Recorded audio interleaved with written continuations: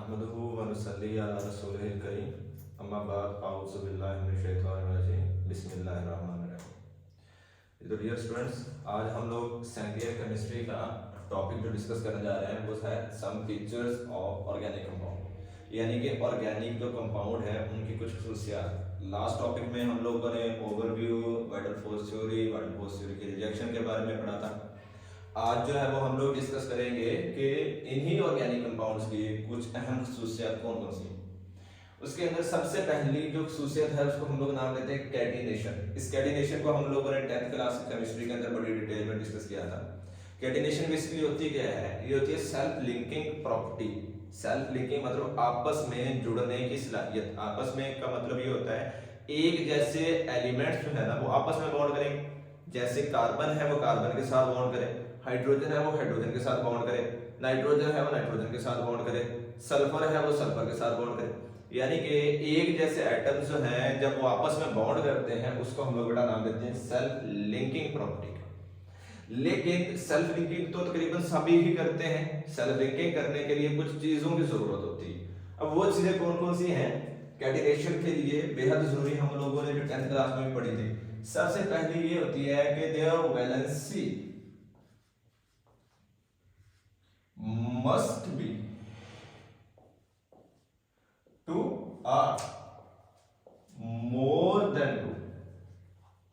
इनकी वैलेंसी लाजमी तौर पर लाजमी है कि उनकी वैलेंसी या तो 2 हो या फिर 2 से ज्यादा हो। मतलब ये है कि ग्रुप 13 जिसको हम लोग मॉडर्न पीरियोडिक टेबल के अंदर देखेंगे, ग्रुप 3a वाले, ग्रुप 4a वाले, ग्रुप 5a वाले जो एलिमेंट्स है, उसके अलावा ग्रुप 6a वाले जो एलिमेंट्स है वो कैटिनेशन की तरफ जा सकते हैं। इस रूल के अकॉर्डिंग वैलेंसी मतलब बॉन्ड बनाने की सलाहियत, capacity of any element to form bonds. किसी भी एलिमेंट की बॉन्ड बनाने की सलाहियत जो हम लोगों ने 9th क्लास में पढ़ा था वो वैलेंसी कहलाती। उनकी वैलेंसी 2 हो या 2 से ज्यादा, ये उसका पहला रूल है कैटिनेशन का। इसके बाद कैटिनेशन के अंदर दूसरा रूल ये है कि देयर सेल्फ बॉन्ड इज या मस्ट बी, यहां पे लिखेंगे अगर हम लोग मस्ट बी तो कुछ ज्यादा बेटर रहेगा, must be more stronger than their bond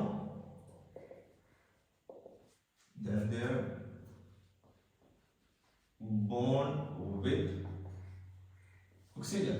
अब यहाँ पे ये चीज है कि उनका आपस का बॉन्ड जो है ना वो ज्यादा ताकतवर हो as compare to their bond with oxygen. यानी कि पहला रूल तो तकरीबन अगर हम लोग देखते हैं तो ग्रुप 2 वाले भी शो करते हैं, 13 वाले भी, सिर्फ और सिर्फ 17 और 1 वाले नहीं शो करते। नॉर्मल अगर हम लोग पीरियोडिक टेबल देखते हैं तो नॉर्मल जितने भी पीरियड्स हैं उसमें ग्रुप्स हैं उसमें तो उसके अलावा तो बाकी सारे शो करते हैं। लेकिन दूसरे रूल के अकॉर्डिंगली सिर्फ और सिर्फ एक एलिमेंट कैटिनेशन की लिस्ट में आता है। अब वो कौन सा है? वो कार्बन है। उसकी रीजन क्या है? उनका आपस का बॉन्ड ज्यादा तगड़ा हो, ज्यादा ताकतवर हो as compare to their bond with oxygen. अब कार्बन पहले रूल पे भी पूरा उतरता है। वो पहला रूल क्या है? 2 से ज्यादा वैलेंसी हो या 2। कार्बन की 4 वैलेंसी होती है क्योंकि वैलेंस शेल में 4 इलेक्ट्रॉन है तो वो 4 ही बॉन्ड करता है। इसके बाद दूसरा रूल ये है कि उनका आपस का बॉन्ड, तो ये हम लोगों ने 10th क्लास में भी डिस्कस किया था बेटा कि कार्बन जो आपस में बॉन्ड करता है, चाहे वो सिंगल है, चाहे वो डबल है, चाहे वो ट्रिपल है, तो वो आपस का बॉन्ड बहुत ज्यादा तगड़ा होता है as compare to their bond with oxygen. यहां पर ही एक पॉइंट ये भी था 10th में हम लोगों ने पढ़ा कि सिलिकॉन जो है ना उसकी वैलेंसी भी 4 है, वो भी ग्रुप 14 का मेंबर है जिसको 4a का नाम देते हैं, तो उसकी भी वैलेंसी 4 है लेकिन वो कैटिनेशन नहीं करता। उसकी रीजन क्या है? उसकी रीजन ये है कि सिलिकॉन का आपस का बॉन्ड बहुत कमजोर होता है as compare to their bond with oxygen. यानी कंपेयर करवाएं, सिलिकॉन ऑक्सीजन का बॉन्ड ताकतवर है, सिलिकॉन का बॉन्ड कमजोर है, तो नो डाउट वैलेंसी सेम है। लेकिन उनकी कैटिनेशन ना करने की रीजन बेटा यही होती है कि उनका आपस का बॉन्ड वीक होता है, ऑक्सीजन का बॉन्ड स्ट्रांग होता है। तो ये रूल है, इसी बुनियाद के ऊपर कैटिनेशन है। और जब कार्बन जो होगा वो कैटिनेशन करता है तो उसी कैटिनेशन की बुनियाद के ऊपर भी मजीद 2 प्रॉपर्टीज आती हैं। एक आती है लॉन्ग चेन और रिंग फॉर्मेशन। यानी कि कार्बन जो है वो लंबी चेन भी बनाता है और रिंग्स भी बनाता है, वो सिर्फ और सिर्फ इस कैटिनेशन की बुनियाद के ऊपर ही, जैसे carbon carbon carbon carbon so बढ़ते हैं। इसकी हम लोग क्लासिफिकेशन आगे इंशाल्लाह 2-3 टॉपिक छोड़ के पढ़ेंगे। तो एक तो ये भी करता है, फिर इसके अलावा अगर हम लोग इसको रिंग्स की फॉर्म के अंदर भी देख लें तो यूं ये रिंग्स भी बनाता है, साइक्लिक फॉर्म के अंदर भी अवेलेबल होता है। वो रीजन क्या है, वो सिर्फ और सिर्फ इसकी कैटिनेशन ही होती है। फिर इसके बाद है मल्टीपल। मल्टीपल का मतलब क्या होता है, बहुत ज्यादा बॉन्ड करना। अभी हम लोगों ने डिस्कस किया कार्बन की वैलेंसी कितनी है, 4, मतलब कार्बन क्या है, टेट्रावैलेंट एलिमेंट है। टेट्रा मतलब 4, वैलेंट मतलब वैलेंस, 4 वैलेंसी रखने वाला एलिमेंट है। तो जब बेटा ये 4 वैलेंसी रखने वाला एलिमेंट है, उसी बुनियाद के ऊपर ये मल्टीपल बॉन्डिंग की तरफ भी शिफ्ट होता है। वो कैसे, कार्बन आपस में बेटा सिंगल बॉन्ड भी करता है, कार्बन आपस में डबल बॉन्ड भी करता है, कार्बन जो है वो ट्रिपल बॉन्ड भी करता है। तो इसी बुनियाद के ऊपर ये मल्टीपल बॉन्डिंग में आता है कि कार्बन सिंगल बॉन्ड करेगा तो अल्केन बनाएगा, डबल बॉन्ड करेगा तो अल्कीन बनाएगा, ट्रिपल बॉन्ड करेगा तो बेटा अल्काइन के अंदर वो शिफ्ट हो जाता है। तो यही वजह है कि कार्बन जो होता है ना, वो मल्टीपल बॉन्डिंग करता है कि वैलेंस शेल में 4 इलेक्ट्रॉन है, वो more than 1 bond at a time कर सकता होता है, जो कि इसकी मल्टीपल बॉन्डिंग को रिप्रेजेंट यानी कि बयान कर रहा होता है। तो ये तो कैटिनेशन था। फिर दूसरा हमारा जो पॉइंट आता है वो होता है नॉन आयनिक करैक्टर। अब नॉन आयनिक, आयन क्या होता है, आयन हम लोगों ने पढ़ा था 10th में भी, सॉरी 9th में भी और फर्स्ट ईयर में भी। Ion CPC having any charge, CPC इसके ऊपर कोई भी चार्ज। इसके अलावा हम लोगों ने 9th में और फर्स्ट ईयर में आयनिक और कोवेलेंट बॉन्ड्स को डिस्कस किया था। अब ये कार्बन है, इन केस ऑफ हाइड्रोकार्बन, ये क्या करता है, ये करता है सेल्फ लिंकिंग और उसके अलावा ये कोवेलेंट बॉन्ड करता है। अब इसके लिए भी एक चीज है, हम लोगों ने पढ़ी थी फर्स्ट ईयर में भी ये बात कि अगर इलेक्ट्रोनेगेटिविटी का डिफरेंस 1.7 से ज्यादा हो, मोर देन 1.7 हो, तो वो बनाते हैं आयनिक बॉन्ड, और जो लेस देन 1.7 हो वो बनाते हैं कोवेलेंट बॉन्ड। तो बेटा ये जो कार्बन है ना, इसकी रीजन है कि वो नॉन आयनिक बॉन्ड बनाता है, कोवेलेंट बॉन्ड बनाता है। उसकी रीजन यहाँ पे ये होती है कि हम लोगों ने पढ़ा था फर्स्ट ईयर में भी और 9th में भी कि लेफ्ट टू राइट जैसे ही हम लोग किसी भी एक जो पीरियड होगा उसके अंदर चलते हैं, तो उसके पीरियड में बिल्कुल लेफ्ट साइड के ऊपर इलेक्ट्रोनेगेटिविटी होती है बहुत ज्यादा कम, और अगर हम लोग राइट साइड पे चले जाते हैं, जैसे जैसे राइट साइड पर चलते जाते हैं तो इलेक्ट्रोनेगेटिविटी उनकी इंक्रीज करती जाती है। रीजन क्या है, न्यूक्लियर चार्ज बढ़ता है, उसके अलावा पावर ऑफ अट्रैक्शन बढ़ती है, नंबर ऑफ प्रोटॉन्स बढ़ते हैं, दैट्स व्हाई उनकी इलेक्ट्रोनेगेटिविटी बढ़ती है। अब यहां पर क्या है कि कार्बन बिल्कुल सेंटर में, हम लोगों ने 9th में पढ़ा था अगर वैलेंस शेल में 1 इलेक्ट्रॉन लूज कर देगा, 2 इलेक्ट्रॉन दे देगा, 3 इलेक्ट्रॉन दे देगा, 5 इलेक्ट्रॉन है तो 3 लेगा, 6 इलेक्ट्रॉन है तो 2 लेगा, 7 है तो 1 लेगा। लेकिन अगर 4 इलेक्ट्रॉन है जैसे कार्बन है, तो कार्बन दोनों काम कर सकता है, ले भी सकता है और दे भी सकता है। कार्बन बेटा बेसिकली इन बिटवीन मौजूद है, बिल्कुल दरमियान में मौजूद है। उस दरमियान में होने की बुनियाद के ऊपर ना इसकी इलेक्ट्रोनेगेटिविटी दरमियानी है, ना बहुत ज्यादा है ना बहुत कम है। तो इस दरमियानी होने की बुनियाद के ऊपर कार्बन जिस भी एलिमेंट के साथ बॉन्ड करता है ना, तो मोस्ट ऑफ द टाइम्स इसके बॉन्ड जो होते हैं ना नॉन आयनिक होते हैं, और इसी नॉन आयनिक होने की बुनियाद के ऊपर ना ये नॉन आयनिक कैरेक्टर के अंदर चलते हैं। ये आयनिक कैरेक्टर शो ना करने की रीजन क्या है, इलेक्ट्रोनेगेटिविटी का डिफरेंस। डिफरेंस मींस ये कार्बन है बेटा, उसके साथ ये हाइड्रोजन जुड़ा हुआ है।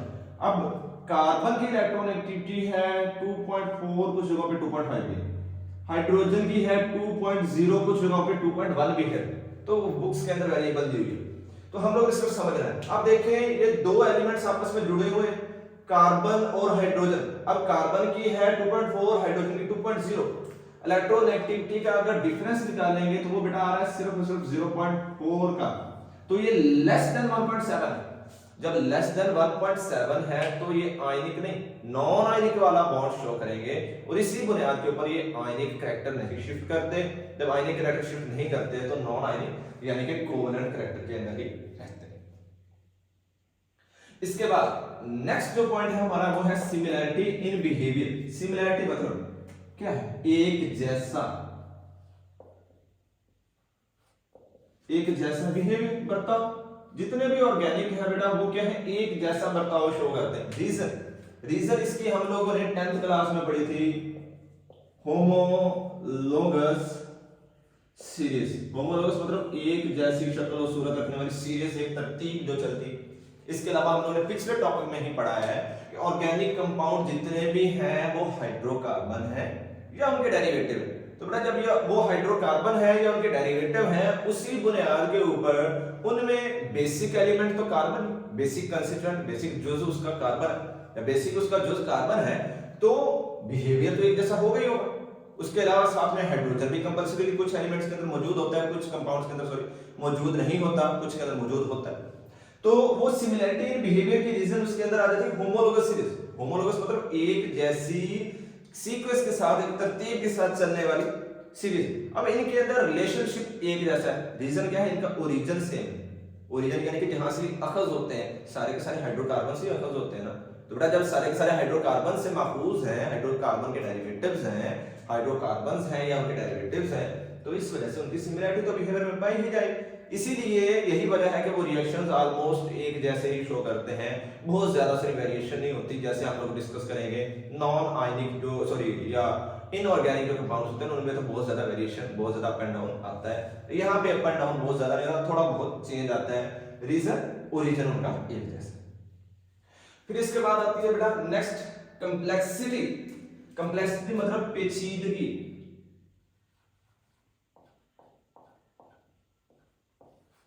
अब ये जो ऑर्गेनिक कंपाउंड होते हैं ना, ये हाईली कंप्लेक्स होते हैं, बहुत ज्यादा पेचीदा होते हैं,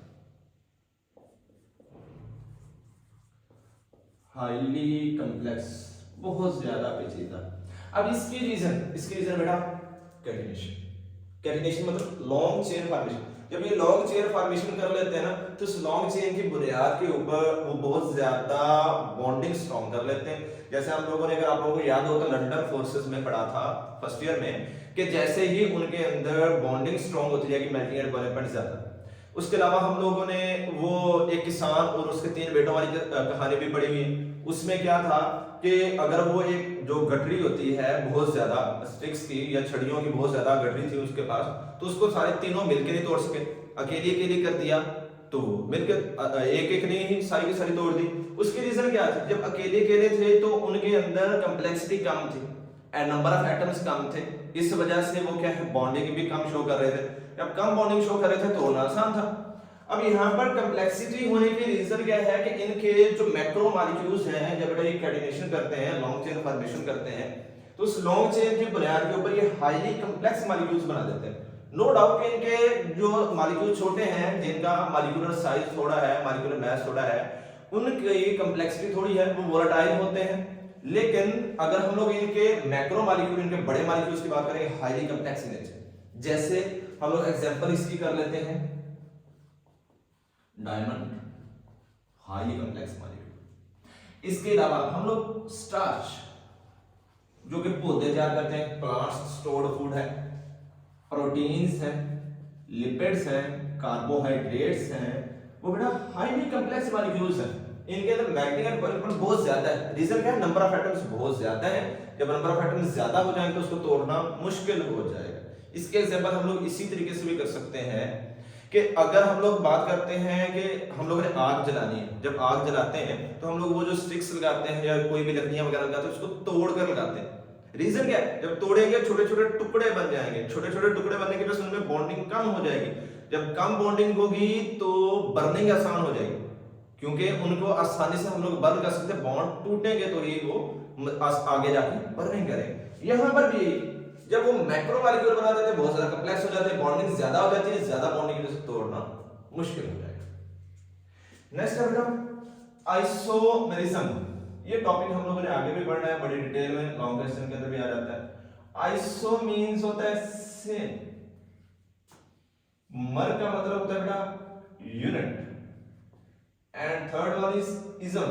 इज्म हम लोग कहते हैं फिनोमेना, मजहर, कोई भी प्रोसेस, सेम यूनिट फिनोमेना। अब इसके अंदर क्या सेम, क्या यूनिट, क्या फिनोमेना, इनके अंदर आइसोमेरिज्म एक वो फिनोमेना होगा जिसके अंदर कंपाउंड्स होंगे, having same molecular formula but different structural formula as well as properties। जब उनका स्ट्रक्चर ही डिफरेंट हो जाएगा तो उनकी प्रॉपर्टीज, उनकी जो खसूसियात होती हैं, फिजिकल हो या फिर केमिकल हो, वो भी चेंज करते हैं। अब हम लोगों ने इस चीज को ग्लूकोज और फ्रुक्टोज का फार्मूला पढ़ा हुआ था 10th क्लास में कि ग्लूकोज के अंदर जो है वो एल्डिहाइड ग्रुप मौजूद होता है, फ्रुक्टोज के अंदर कीटो ग्रुप मौजूद होता है। तो उसमें भी कार्बन 6, हाइड्रोजन 6, हाइड्रोजन 12 और ऑक्सीजन 6, C6H12O6, यही ग्लूकोज का फार्मूला है, ये फ्रुक्टोज का फार्मूला है। लेकिन उनके अंदर क्या है, फंक्शनल ग्रुप वेरिएबल है। जब फंक्शनल ग्रुप वेरिएबल है, उसके वेरिएबल होने की बुनियाद के ऊपर वो आइसोमरिज्म के अंदर शिफ्ट हो जाते हैं। इसकी एक एग्जांपल हम लोग करें जिसमें 1 2 3 4 4 कार्बन हम लोग ले लें। इस ये 4 कार्बन अगर स्ट्रेट चेन की फॉर्म के अंदर मौजूद हैं, इसके साथ में हाइड्रोजन 3 इसके साथ, 2 इसके साथ, 2 इसके साथ और 3 इसके साथ। इसी तरीके से एक और कर लेते हैं, CH3 CH CH3 and CH3। अब इसमें देखें बेटा 1 2 3 4 कार्बन,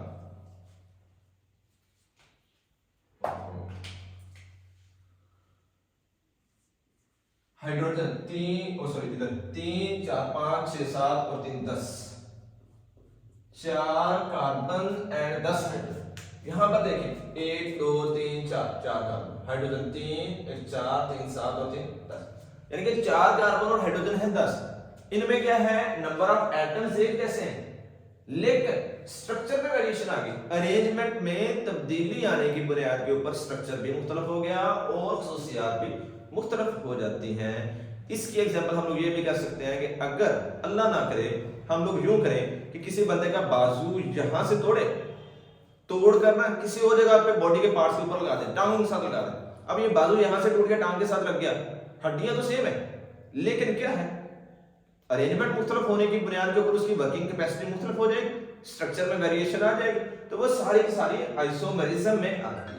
इसके बारे में ना हम लोगों ने बड़े डिटेल में इंशाल्लाह आगे भी डिस्कस करना है। फिर नेक्स्ट है रेट्स ऑफ रिएक्शन। रेट का मतलब होता है स्पीड। इनके रिएक्शंस की स्पीड, जो ऑर्गेनिक कंपाउंड है इनके रिएक्शंस की स्पीड हम लोग देखेंगे बेटा। तो ये क्या है, नॉन आयनिक है, हम लोगों ने पहले पढ़ा। जब नॉन आयनिक है तो उस नॉन आयनिक होने की बुनियाद के ऊपर इनके अंदर कोई भी जो चार्जेस है ना वो प्रेजेंट नहीं। चार्जेस प्रेजेंट कब होंगे, जब इलेक्ट्रोनेगेटिविटी का डिफरेंस होगा। इलेक्ट्रोनेगेटिविटी का डिफरेंस होगा, एक की इलेक्ट्रोनेगेटिविटी ज्यादा, एक की इलेक्ट्रोनेगेटिविटी कम। जिसकी ज्यादा होगी वो इलेक्ट्रॉन गेन कर लेगा, जिसकी कम होगी वो इलेक्ट्रॉन लूज कर देगा। तो जिसने गेन किए उसके ऊपर बेटा आ गया पॉजिटिव का चार्ज, जिसने लूज किए उसके ऊपर आ गया, सॉरी जिसने गेन किया उसके ऊपर नेगेटिव का चार्ज, जिसने लूज किया उसके ऊपर पॉजिटिव का चार्ज आ गया। तो यूं उनके ऊपर तो चार्जेस आ गए। अब हम लोगों ने ये भी पढ़ा हुआ है opposite charges attract each other, मुखालिफ चार्जेस एक दूसरे को कशिश करते हैं। तो जब वो आयनिक केस में जाएंगे तो ऑपोजिट चार्जेस होंगे, ऑपोजिट चार्जेस को जैसे ही एक दूसरे के नजदीक लेके आएंगे उनके अंदर रिएक्शन शुरू हो जाएंगे। लेकिन अगर हम लोग वहीं पर बात करेंगे जिनमें चार्जेस ही नहीं, जब इलेक्ट्रोनेगेटिविटी का डिफरेंस 1.7 से कम है तो वो बेटा चार्जेस अपीयर नहीं करवा पाते। तो जब चार्जेस अपीयर नहीं करवा पाते इसी बुनियाद के ऊपर उनके रेट ऑफ रिएक्शन बहुत स्लो होते हैं। तो उनके रिएक्शंस करवाने के लिए हमें या तो कोई कैटलिस्ट वगैरह देना पड़ता है या एनवायरमेंटल कंडीशंस ऐसे देनी पड़ती हैं जिसकी बुनियाद के ऊपर वो अपने रिएक्शंस को तेज करके अपनी कंटिन्यूटी शो कर सके। जैसे हम लोग आगे भी पढ़ेंगे, इसके अलावा 10th क्लास में भी पढ़ा था हम लोगों ने कि जो हैलोजिनेशन है जिसमें मीथेन के साथ हम लोगों ने क्लोरीन को ही सपोज अगर मिक्सअप करना है, ऐड अप करना है, सब्स्टिट्यूशन करनी है तो हम लोग इन दी प्रेजेंस ऑफ सनलाइट करवाते हैं, सनलाइट की मौजूदगी में करवाएंगे, फिर जाके ये CH3Cl प्लस HCl का मॉलिक्यूल बनेगा। यानी कि क्या है कि ये रिएक्शन शो कम करते हैं, इस वजह से हमें कोई ना कोई ऐसी सिचुएशन क्रिएट करनी पड़ती है कि रिएक्शन को तेज कर दे। अब सनलाइट की वजह से हीट मिलती है, जब हीट मिलेगी तो उसी हीट की बुनियाद के ऊपर वो बेटा क्या करते हैं, इनकी काइनेटिक एनर्जी को बढ़ा देते हैं। तो जब काइनेटिक एनर्जी को बढ़ा देंगे, उसी काइनेटिक एनर्जी के बढ़ने की बुनियाद के ऊपर वो ज्यादा रिएक्शंस को भी शो करना शुरू कर देते हैं। नेक्स्ट आ जाती है सॉल्युबिलिटी। अब सॉल्युबिलिटी के बारे में हम लोगों ने 10th क्लास में पढ़ा था, एक बड़ा ही इंपॉर्टेंट पॉइंट, लाइक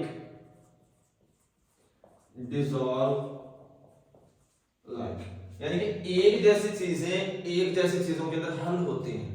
वहां पर हम लोगों ने ये डिस्कस किया था, पोलर जो होती है ना वो पोलर के अंदर हल होती हैं और नॉन पोलर जो होंगी वो नॉन पोलर के अंदर ही हल होती है। अब पोलर कौन से होते हैं? जितने भी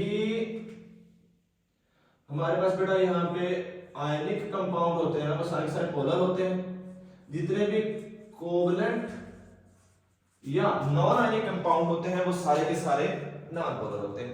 अब यानी कि पोलर पोलर के अंदर हल होंगे, आयनिक कंपाउंड आयनिक कंपाउंड के अंदर हल होंगे, नॉन पोलर जो होंगे वो नॉन पोलर के अंदर हल होंगे, यानी कि कोवलेंट कोवलेंट के अंदर हल होंगे। तो अब यहाँ पर चीज क्या है कि ये जो हमारे ऑर्गेनिक कंपाउंड्स हैं वो सारे के सारे हैं नॉन आयनिक, यानी कि नॉन आयनिक है तो वो नॉन पोलर है, मतलब क्या है? कोवलेंट है। इसी कोवलेंट कैरेक्टरिस्टिक्स के होने की बुनियाद के ऊपर ना बेटा ये हल होते हैं सिर्फ और सिर्फ नॉन पोलर में।